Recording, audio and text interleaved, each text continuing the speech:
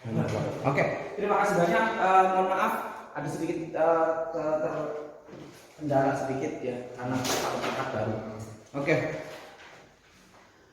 Yang belum ada headset Bluetoothnya ketinggalan ya, tadi ketinggalan, harus pakai headset Bluetooth biasa kayak tadi Monica. Jadi harus kayak gitu.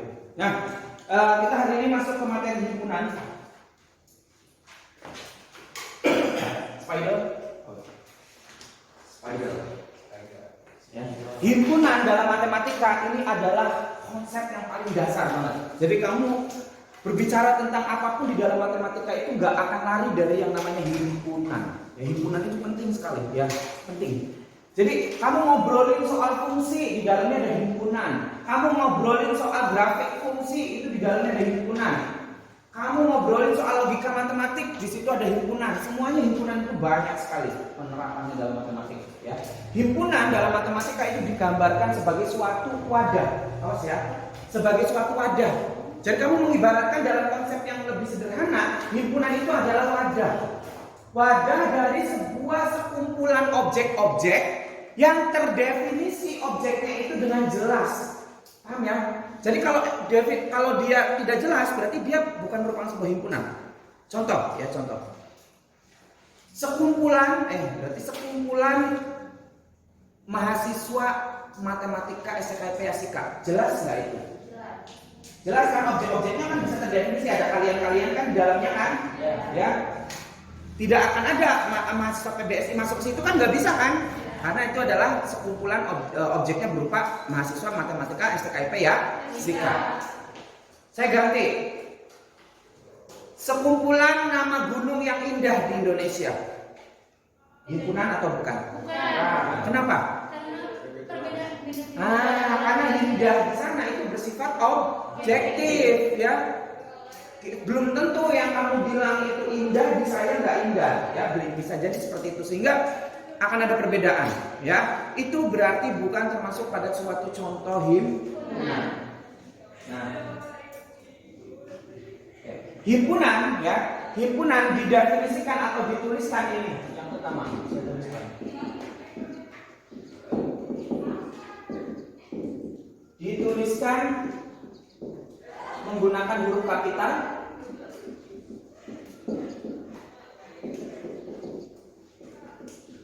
Contoh saya punya A, B, C dan lain sebagainya ya.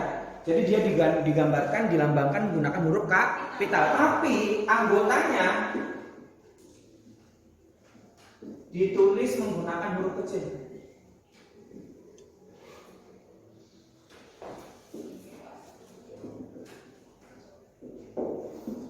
A, B, C dan seterusnya ya. Itu anggotanya. Meskipun di dalam anggotanya itu elemen-elemennya bisa berubah-ubah ya, tapi biasanya yang di dalamnya itu menggunakan huruf kecil. Kemudian setiap elemen dipisahkan dengan koma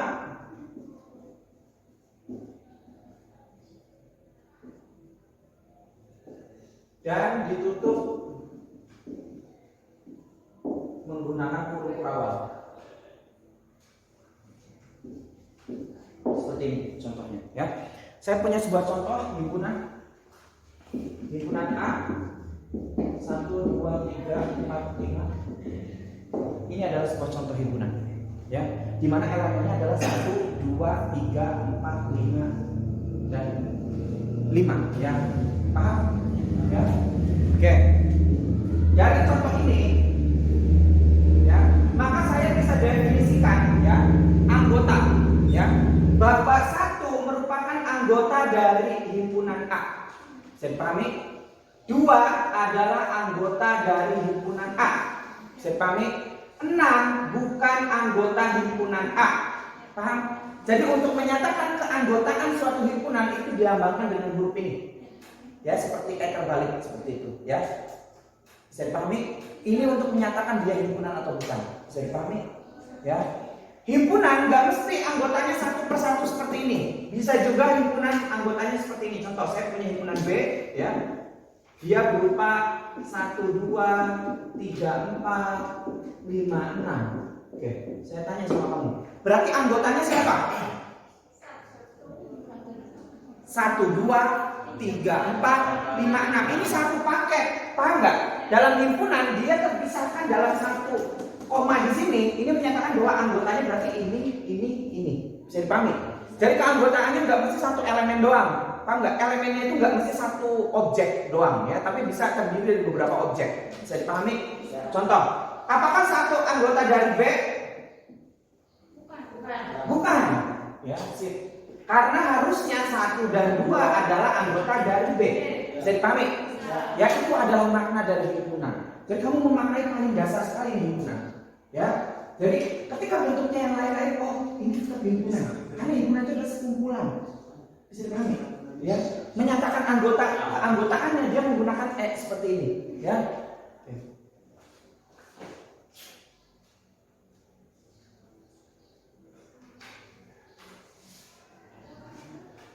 Atau dengan kalimat matematika ini jadi gini, cara bacanya ya. 1 ada di dalam A.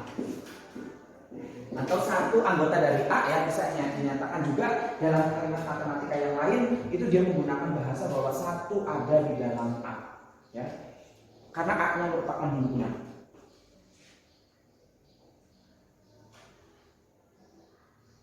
Oke, saya masuk ke cara penulisan himpunan.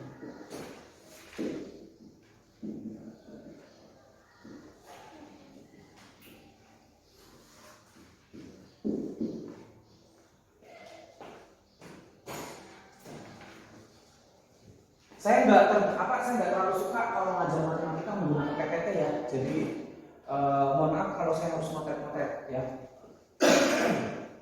Karena saya sembari ngajar, jadinya nggak senang saya pakai PPT. Yang pertama menggunakan tabular form.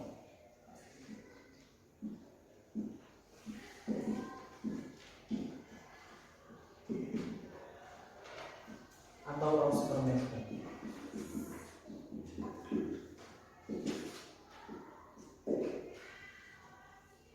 Contoh, X sama dengan 1, 2, 3, 4, 5 ya.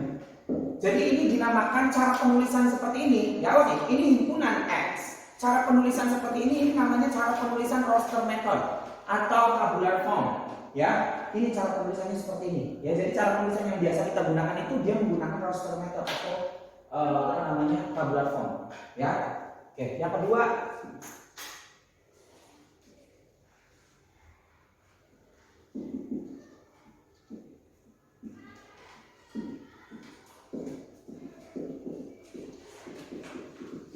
jadi tabular form itu anggotanya dicatat satu-satu, paham nggak? Dituliskan 1, 2, 3, 4, 5, 6, 7 misalkan ya, paham nggak? Itu namanya tabular form kalau teknik yang gitu.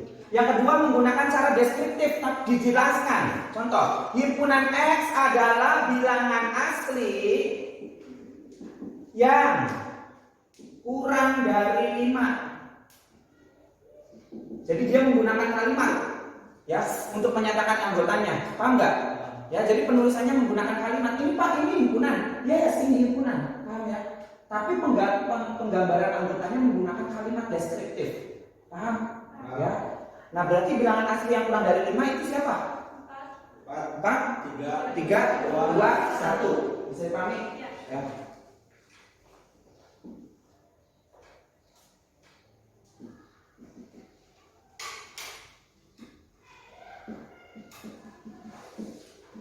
Yang terakhir menggunakan ruler method. X ya, cara membacanya nih langsung. Himpunan X, saya ganti himpunannya biar ada pembeda. Himpunan A anggotanya adalah X ya. Di mana X-nya ini kurang dari 5 untuk setiap X elemen bilangan asli.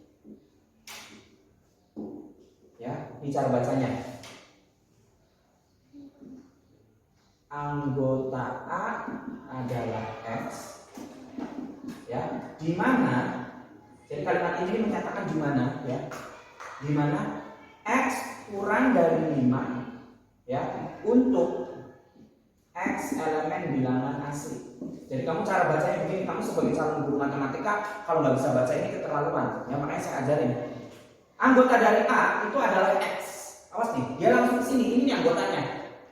Di mana si X-nya itu kurang dari 5 untuk X elemen bilangan asli. Berarti anggotanya siapa aja? 1, 2, 3, 4. Ya, saya kurangi. Ini kalau saya kurangi satu anggota saja. Jadi ini himpunannya seketiganya sama. Paham? Jadi secara keanggotaan dia sama, hanya penulisan atau metode penulisannya yang berbeda. Bisa dipahami?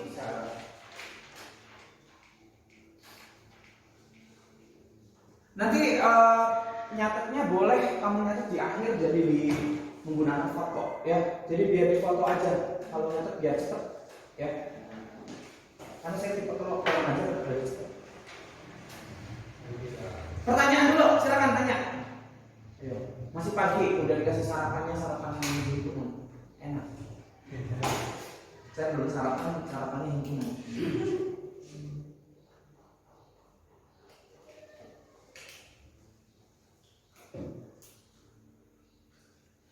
Dek, ini berarti nggak bisa dinaikin lagi ininya. Udah ketok.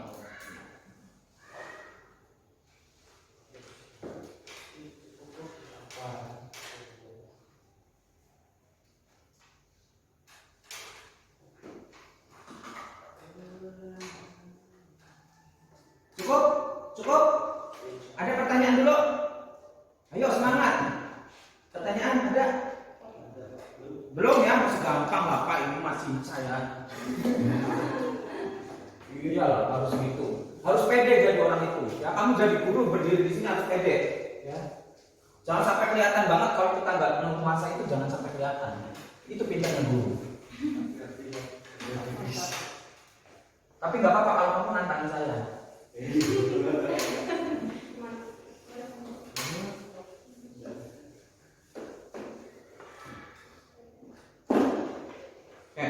Yang berikutnya adalah himpunan khusus.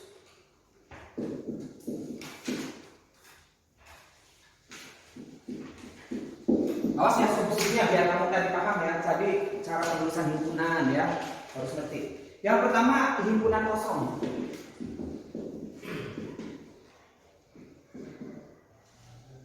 Pak, ngapain dibuat himpunan, dibikin wadah kalau isinya kosong, ya? Ngapain dibikin wadah, ya kan? Gak lucu ya. Tapi memang himpunan kosong ini digunakan untuk beberapa part, ya. Contohnya misalkan, ya. Himpunan mahasiswa matematika yang usianya di atas 60 tahun misalkan, ya. Aslinya nggak ada misalkan aslinya.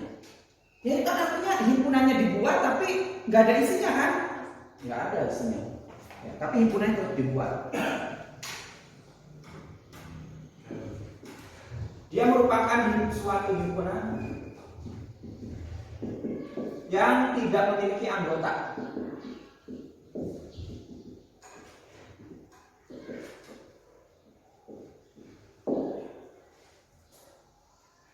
Notasinya, apa sih notasinya ya? Notasinya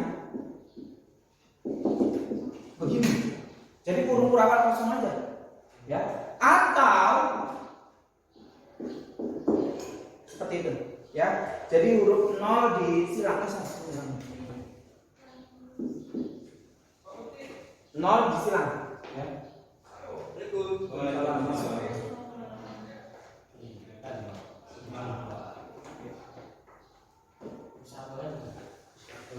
Contoh nih dalam matematikanya. A adalah himpunan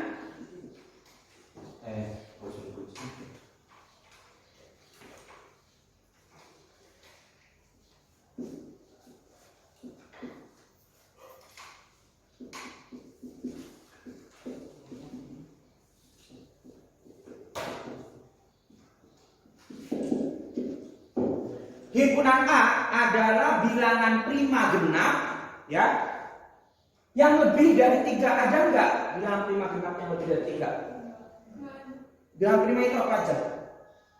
2, 3, 5, 7, 11, 13. dan seterusnya. Ya. Kenapa dia dikatakan prima?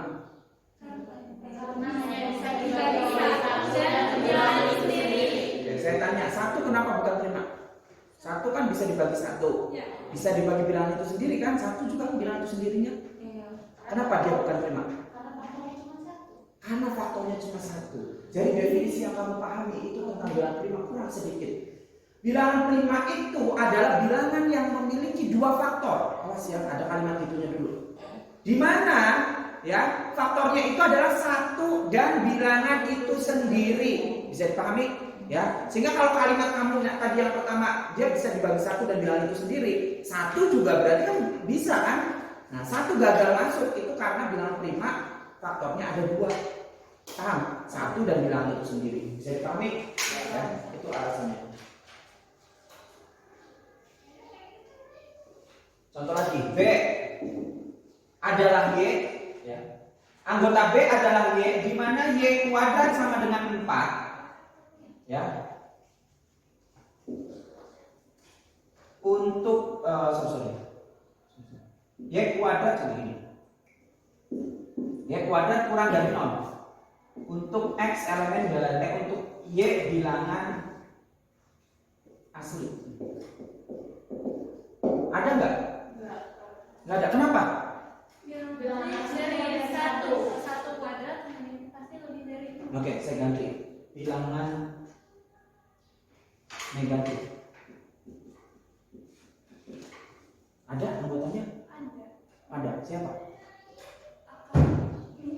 Negatif 2 kuadrat kemudian 4. Berarti Itu lebih dari 5. berarti himpunannya ada atau enggak? Ini.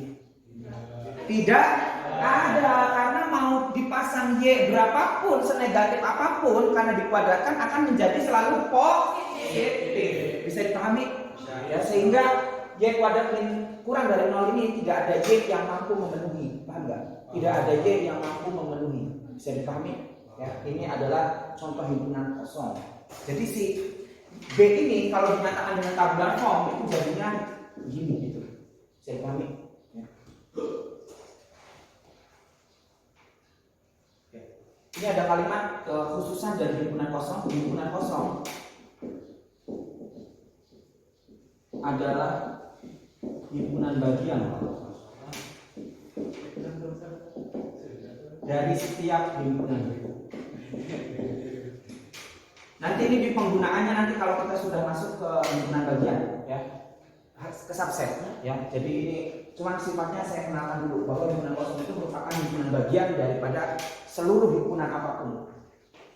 Saya masuk ke bagian berikutnya tentang himpunan semesta.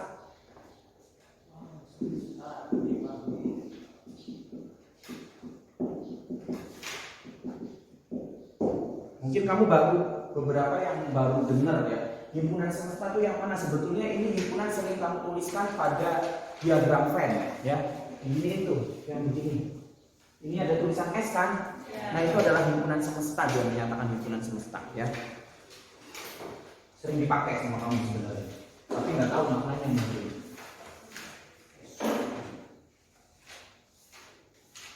Himpunan semesta adalah himpunan, ya, yang memuat semua anggota himpunan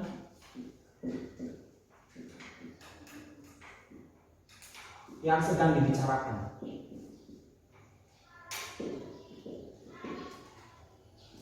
Ya, contohnya tadi yang menggunakan diagram Venn itu, ya. Sehingga yang ada di diagram Venn ini misalkan, nah seperti ini. Misalkan di sini ada A, ada B, begitu ya. Maka yang ada di dalam sini itu semesta. Paham nggak? Yang ada di dalam kotak sini itu adalah milik semesta. Karena semesta itu adalah himpunan yang memenuhi seluruh anggota yang lagi dibicarakan. Ya, kan tergantung pembicaraannya di sininya himpunannya apa saja anggotanya. Paham ya? Makanya dia ada kalimat tergantung yang sedang dibicarakannya apa.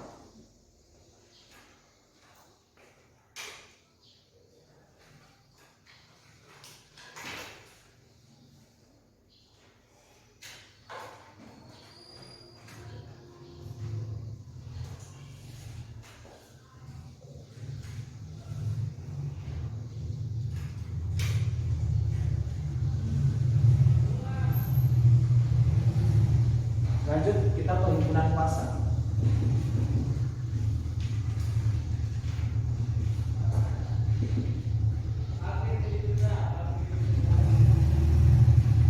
Himpunan kuasa adalah himpunan yang beranggotakan semua himpunan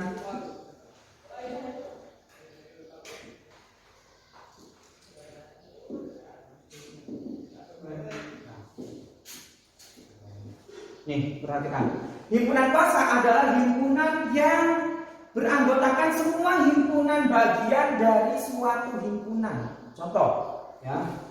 Apa sih Pak maksudnya ya? Saya punya himpunan A, anggotanya adalah 1, 2, 3. Oke. Kita buat anggota-anggota atau himpunan bagiannya nih. Ya. Himpunan bagiannya nih. Awas nih. Kamu mulai dulu dari himpunan kosong dulu. Ya, karena kosong kan selalu menjadi himpunan bagian dari setiap himpunan. Ini adalah milik atau dimuat di A. Ya. Apalagi yang dimuat di A? 1. Ini dimuat di A. Kemudian 2 dimuat di A. Kemudian 3 dimuat di A. Kemudian 1,2 berarti 1 dan 2 ya. Ini dimuat di A.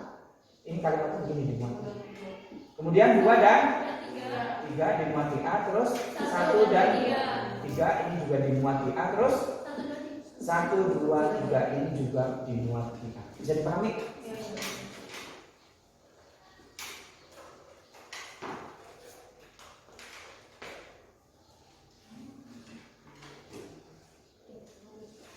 Jadi ini semua adalah himpunan kuasa. Jadi dibikin himpunan kuasanya itu anggota-anggotanya ini dikumpulin jadi 1. Paham nggak? Ini contoh.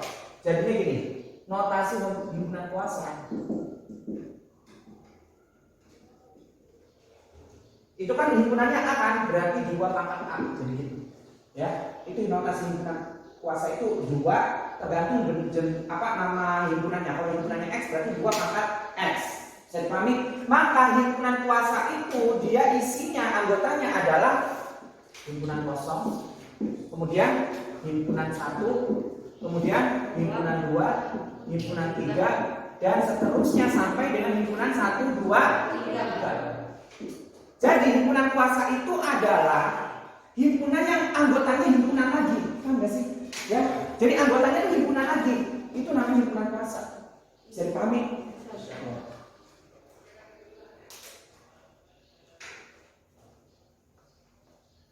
Terakhir di bagian 4 itu bilangan kardinal.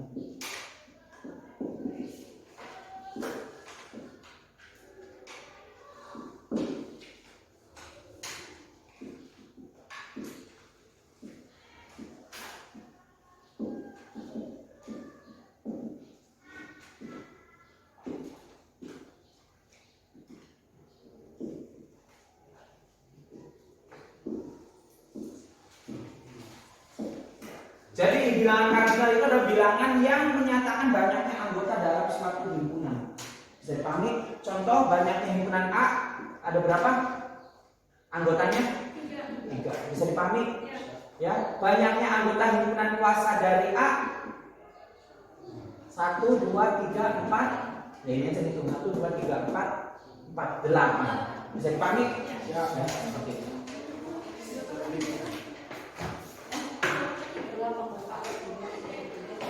Dua pangkat A namanya.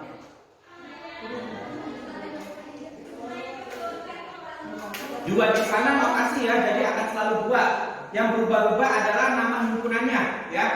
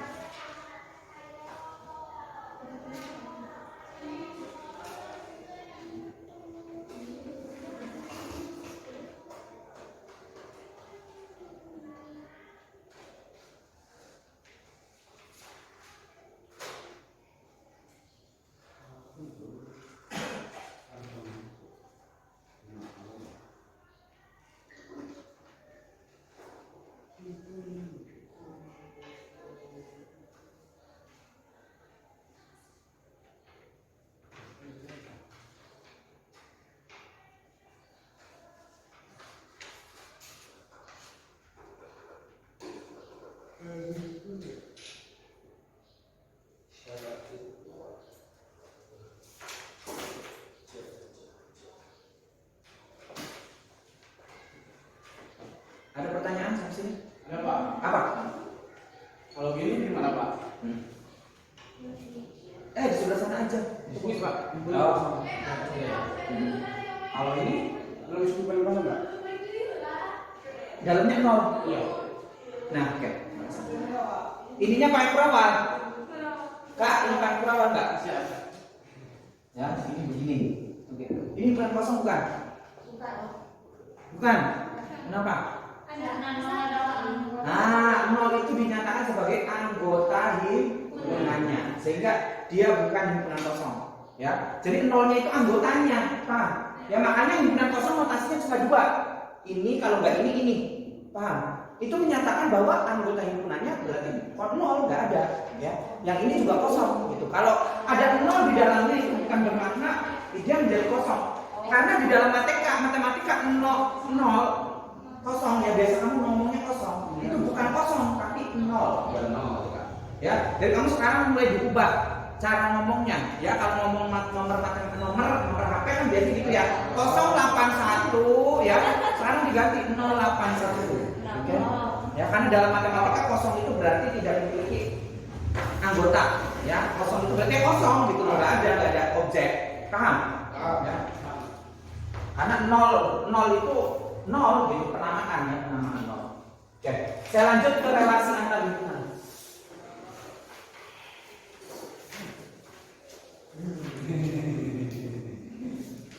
Kenapa?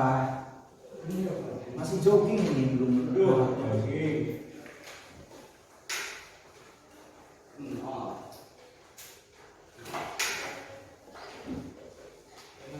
Habis ini saya mau ngajak pasal-pasal matematik.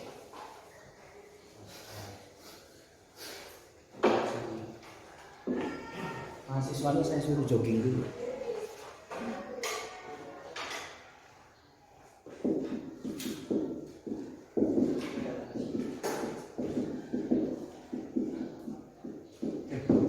Relasi antar himpunan. Jadi dua buah himpunan itu memiliki hubungan. Ya, relasi itu dalam matematika adalah hubungan. Ya, memiliki hubungan ada beberapa. Ada 4. Ya. Yang pertama adalah himpunan sama. Yang kedua adalah ekuivalen. Yang ketiga adalah saling lepas. Dan yang terakhir adalah saling berpotongan. Ya, jadi ada 4 ya. Dua buah himpunan. Awas ini berkaitan dengan dua buah himpunan ya. Dua buah himpunan itu dikatakan sama, dikatakan ekuivalen, dikatakan saling lepas dan saling berpotongan. Yang pertama himpunan sama.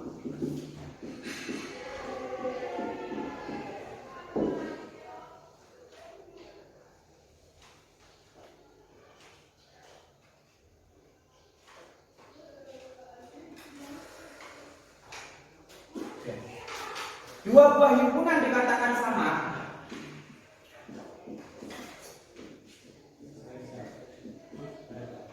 jika ya keduanya memiliki anggota yang sama.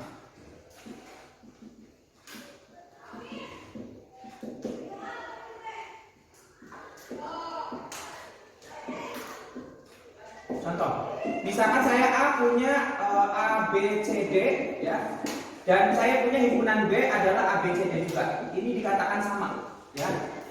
Pak, bagaimana kalau dia cara penyajiannya beda? Yang satu pakai tabular form, yang satunya pakai deskriptif misalkan. Kayak contoh yang sebelumnya saya jelasin. Itu kan sebenarnya anggotanya sama kan? Itu juga dikatakan sama. Karena berkaitan dengan keanggotaan. Awas ya. Permasalahannya bukan pada penulisan, ya. Penyajiannya boleh macam-macam. Kamu mau pakai tabular form, mau pakai ruler form, boleh. Paham nggak? Tapi keanggotaannya dia sama. Contoh, X, himpunan X adalah himpunan bilangan prima kurang dari 10. Saya punya himpunan Y, ya, di mana himpunan Y ini adalah Y, ya, anggotanya adalah Y. Y-nya ini adalah Y kurang dari 10, di mana Y-nya merupakan bilangan prima. Yang atas saya nyatakan dalam bentuk deskriptif, yang bawah saya nyatakan dalam bentuk apa itu? Ruler form ya. Ruler method, sehingga X dan Y ini dikatakan sama.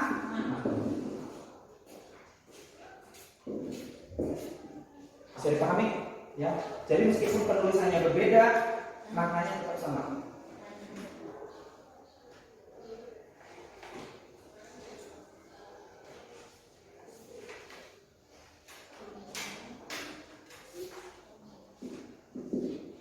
Contoh lagi nih.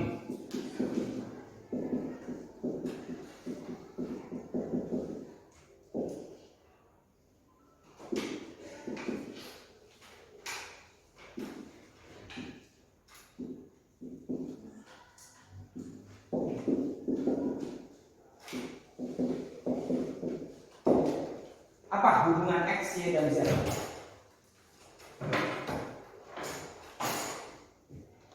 Yang atas menggunakan ruler method, yang bawah pakai tabular form. YZ juga itu dua-duanya pakai tabular form.